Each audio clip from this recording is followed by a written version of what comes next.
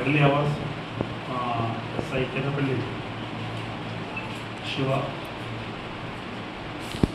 ఉపరిషన్ టాకంలో 400 ప్రాంతంలో కేతపల్లి ఎస్ఐ గారు వారి సిబ్బందితో పాటు కొర్లపాడు టోల్ ప్లాజా వద్ద వెహికల్ చెకింగ్ చేస్తుండగా అక్కడ 5:30 ఆ ప్రాంతంలో ఇద్దరు ఆడమనుషులు మరియు ఒక మగ వ్యక్తి ముగ్గురు కలిసి వెహికల్ దిగి బ్యాగులు తీసుకొని తచ్చాడుతూ వెళ్ళిపోతుండగా అనుమానాస్పదంగా వెళ్తుండగా వాళ్ళను మా సిబ్బంది పట్టుబడి చేయడము వాళ్ళ దగ్గర ఉన్న బ్యాగులను చెక్ చేయడము వాళ్ళని విచారిస్తే వాళ్ళు ఇది గంజాయి అని చెప్పేసి చెప్పడం జరిగింది.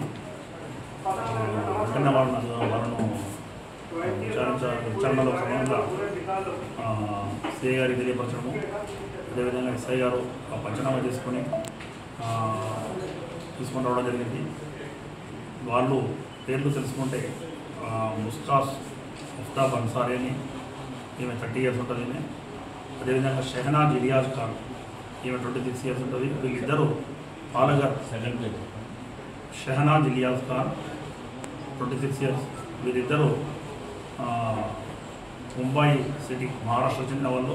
ముంబైలో పాలగర్ అనే ప్రాంతం ఉంటుంది, ఆ పాలగర్ ఏరియాకు చెందిన వాళ్ళు వీళ్ళిద్దరూ. వీరితో పాటు మగ వ్యక్తి చిత్తూరు నాయక్, ఇతను 25 years ఉంటాడు. ఇతను గజపతి జిల్లా ఒడిస్సా స్టేట్ చెందిన వ్యక్తి. వీళ్ళు ముగ్గురు కలిసి ఇక్కడ ఒడిస్సా రాష్ట్రం బరంపురా నుంచి ఈ గంజాయిని తీసుకొని వస్తారు.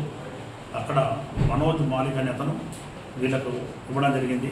ఈ 24 కిలోలు 7 ప్యాకెట్లలో చేసి ఇవ్వడం జరిగింది. వీటిని తీసుకొని బస్సులో ప్రయాణం చేసి అక్కడ ముంబైకి వెళ్ళి అక్కడ పాలగర్లో ఉన్న మైకేల్ అనే అతనికి అప్పచెప్పమని అతను చెప్పడం జరిగింది, మనోజ్ మాలిక్. అక్కడ రిసీవర్ వచ్చేసి మైకేల్, ఇక్కడ మనోజ్ మాలిక్ అనే అతను ఇక్కడ నుంచి పంపడం జరుగుతుంది సోర్సు. ఈ ముగ్గురు తీసుకొని వెళ్ళి అక్కడికి అప్పచెప్పడం జరుగుతుంది. వాళ్ళు అక్కడ అప్పచెప్తే వాళ్ళకు ఒకసారికి ఇక్కడ అప్పచెప్తే 6,000 రూపాయలు ఇస్తారు ఇతను మనోజ్ మాలిక్. వీళ్ళు ఓన్లీ ట్రాన్స్పోర్టర్స్. వీళ్ళ ద్వారా మిగతా ఇద్దరు పేర్లు కూడా తెలుసుకోవడం జరిగింది. ఎంత ఇస్తారు సార్? 6,000 రూపీస్ ఇవ్వడం జరుగుతుంది వాళ్ళకు. ఓకే, ఇప్పుడు ఈ మొత్తము 7 బ్యాగులలో ఉన్నటువంటి గంజాయి 24 కిలోలు ఉంది. అది టోటల్ వర్త్ వచ్చేసి 6 lakhs రూపీస్ వర్త్, 6 లక్షల రూపాయల విలువైనటువంటి గంజాయిది. ఇతను A3 ఎవరైతే ఉన్నారో చిత్తూరు నాయక్, గతంలో ముంబైలో థానా అనే పట్టణంలో ముంబై సిటీ దగ్గర ఇదే క్రమంలో 2.5 years బ్యాక్ ఇతను గంజాయి తీసుకొని వెళ్ళి అక్కడ పట్టుబడి అరెస్ట్ కావడం జరిగింది. అక్కడ క్రైమ్ నెంబర్ 162/21 థానా పోలీస్ స్టేషన్లో అక్కడ అరెస్ట్ కావడము, అతన్ని జైలు పోవడం జరిగింది. 2.5 years జైల్లో ఉండి మొన్న 2023 జూన్ మాసంలో బయటకు వచ్చాడు. దాదాపు 6 నెలల క్రితం బయటకు వచ్చి మళ్ళీ ఇప్పుడు 6 నెలలు ఇంటి దగ్గరనే ఉండి అక్కడ మనోజ్ మాలిక్ మళ్ళీ ఇతన్ని విడిసి ఇతనికి అప్పగించడం జరిగింది.